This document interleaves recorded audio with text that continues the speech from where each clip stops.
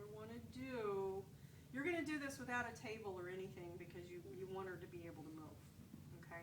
What you want is you want this elbow bent and glued to her side so that she doesn't cheat. Because let's say I want to show you more pronation. That's about all I can do. Look at that. It looks like more, but I moved my shoulder. I didn't move my forearm. Okay? Supination kind of looks like this. They want to show you more. Okay? So what you want to do is you want to glue this elbow to her side. Here's our neutral point. What I typically do is have my patients hold a pin. Squeeze it. Just make a fist. Like Bob Dole.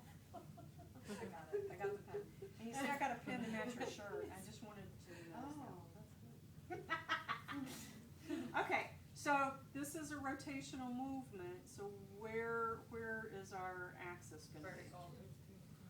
It's going to be straight through the front. Yes, typically it's a vertical axis, but we're basically you want to visualize looking straight down these bones to the elbow. Okay. So what I'm going to do is I'm going to put my stationary. So you see, I'm moving to a smaller Goni now because we're doing smaller things. Okay, so I'm going to just hold this perpendicular to the floor. So my point that I'm reading is the pin. The reason I want her holding it tight is because I don't want you flopping the pin over and cheating on me. Okay, this is really the easiest way to do this. Okay, so then what I'm going to do is have you come supinate. Okay. Is her elbow against her side? Yeah. Cheater. Julia. Yeah. The cheater. Okay. And I have 80. And go the other way. So we go back to 0. And that's 70. So, Wait, that's was a good the other point. one 80 or 110? 80. It was 80? Yeah. Because it looked like it was farther than. Our 0, now here's our 0.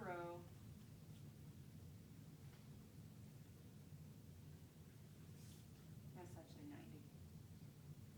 0. She's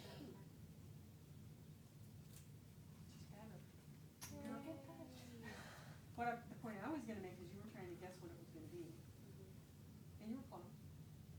But you were 10 degrees off. The point is don't guess at this stuff.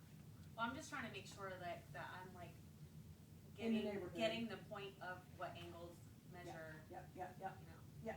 Yeah. If I'm within 10 degrees of measuring, like just eyeballing it, then Yeah, that's not bad, but my point is Yeah, always measure, always don't just measure. assume. Yeah.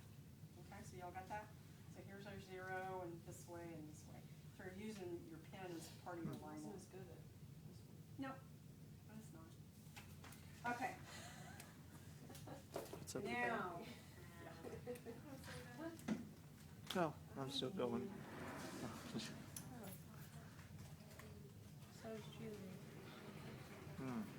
Battle of Let's devices, see huh? who wins. now we're gonna measure wrist flexion and stitching. So what we're gonna do is we're gonna actually use, actually, I'm gonna switch to a smaller. I've cheated. I've made several smaller videos. I'm breaking it up. I don't wanna fight with that full round thing. Okay? I want a hand off the table so we've got free movement.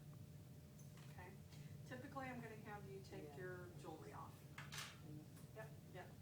And so when you're doing your practicals, it's okay to ask your patient to remove clothing, remove jewelry. Typically what we do is Debbie's got like a sleeveless shirt and a jacket on.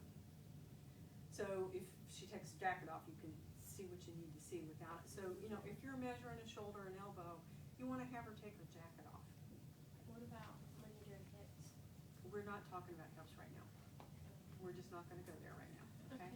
I want to, because we will later, and I just don't want to confuse, too much Okay. information. I don't want to confuse things. It's just too much information. We'll talk about that when we get there. Have her take her jewelry off. Now, are you going to do it for her, or are you going to have her do it herself? Do it herself to see what she can do. Exactly, exactly. So what you always want to do is you want to ask your client, gosh, I need to get a really good measurement. Can you take your watch off? Can you take your bracelet off?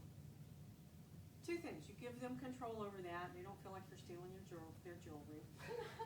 And it gives you an opportunity to see what they can and can't do.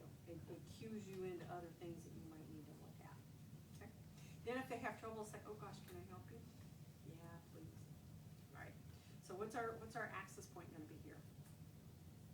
It's gonna be sagittal. Yeah. So basically, you're lining up with your what am I trying to call this? Radial Ulnar process. styloid. Ulnar styloid. Yeah. Okay. So our stationary is going to be on the stationary part. Our movable is going to be on the movable part. That's why you put it on the table. And that's why you put it on the table. So what you're looking at here for your movable part is this fifth metacarpal. Okay, so you put on your x-ray glasses and you see those bones in there. Do you line it up with the table, or do you line it up with your With her excavation bone. of the bones? Yeah. Your bone. Yeah, we're not measuring the table, we're measuring So her it's a bone. styloid process. So it's your styloid process and you measure it with the bone. Okay? So I'm gonna just hold this in place. So what we're gonna do is we're gonna start from 0, so you wanna make sure that you can actually zero it out. And then you have her go into flexion.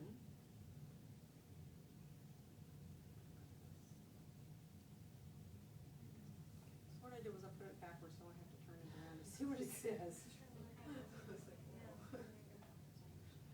And it is 70. Okay.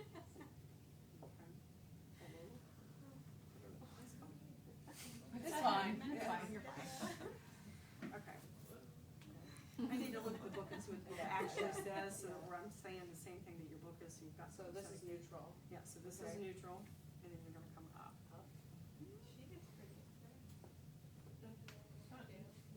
Is it So not? when she comes up on this one, what we're gonna do is we're gonna actually be parallel to that bone rather than right on the bone for this part.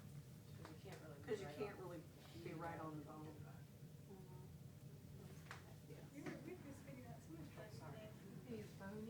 So there we've got about Whoa. You can make a bowl of it. Okay, so here's our center point, flexion, extension. This is what we're measuring. So Okay, center what else? point, and this is center, right? This is 0. Okay. Flexion, extension. Okay. What else happens at the wrist? What's another movement at the wrist? Radial deviation, ulnar deviation. Right. So what you're gonna do now is you're gonna slide her hand so that the hand is resting on the table. Okay, so radial and ulnar deviation, our center point is gonna be right here. And what we're gonna line up with is the center of the forearm and this what we call the middle ray or the middle metacarpal. Okay? Do you want her elbow against your Oh. side? Not for this. Cause like when I do this one, I tend to put my elbow out, you know what I mean? As long as it's stable. It's on the table. Where the elbow is not gonna make a difference. If it's free to move, it will make a difference. Okay, so Okay, since our arms so out it's on the table, it's- so it's stable. Okay? So here's our 0 point, so go over towards your thumb side. Ha-ha. Oh, I wanna raise my hand, isn't it? Yeah. I was like, yeah, but it's like an automatic thing, I didn't. Yep. Sure it So is, we've sure. got 20 degrees that way. Let's go over to your little side. And we've got 0 to almost 40. So it's more that way?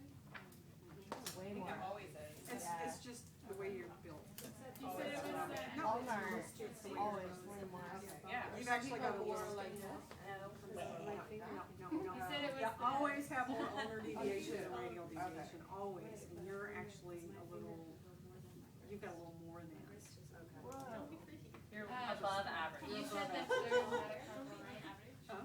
You said the third metacarpal?